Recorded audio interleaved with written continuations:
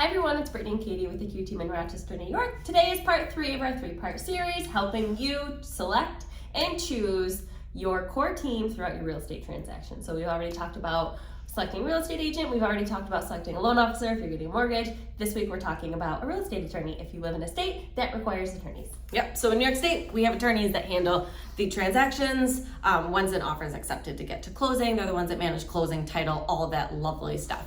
So what is important when you're selecting your attorney?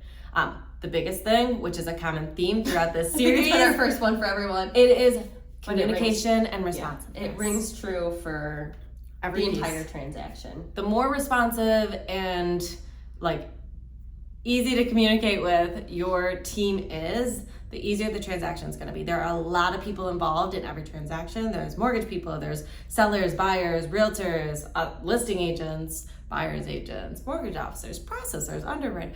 I could keep going. But all of those people is what, when they are working together and communicating, that's what's going to make the process go smooth. So find an attorney that is responsive. Yes. Also, we want to make sure that the attorney that you select to use for your real estate closing is obviously familiar with the process, but also timely with handling everything that's supposed to go on behind the scenes, because it's very easy for a small delay in ordering whatever they need, something to cause a hiccup in the transaction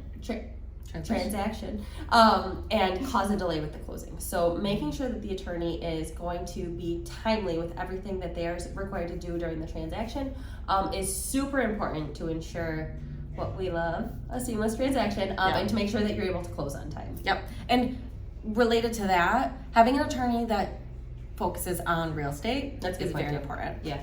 If you're handling, attorney that handles. What's so hard today? I don't know. But having an attorney that handles, let's say, mostly bankruptcies. They may not be familiar with the ins and outs of real estate, and they may know how to do it or be able to do it, but it was typically a much smoother process when we work with an attorney that does this on a day-to-day basis. And also, playing off of that, there are times, we are very realistic in what we do. There are times that issues come up with a closing or in the middle of a transaction, and we want to make sure that the attorney that you select is willing to go up to bat for you and fight for what is right and in your best interest. So that's also a very important thing to look for when you're selecting an attorney, just so it's everybody in your core team is working for you, fighting for your best interest. Yeah, because it doesn't happen often, but there are times that it comes up, and we want you.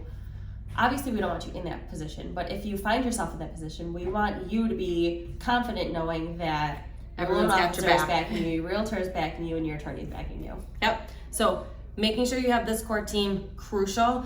Make sure you watch all parts of this series and discuss with us. If you have questions, we have recommendations. We've worked with a lot of people, and we have core people that we know fit all of these criteria to make sure that all of our deals that go through every single year are as smooth as they possibly can be.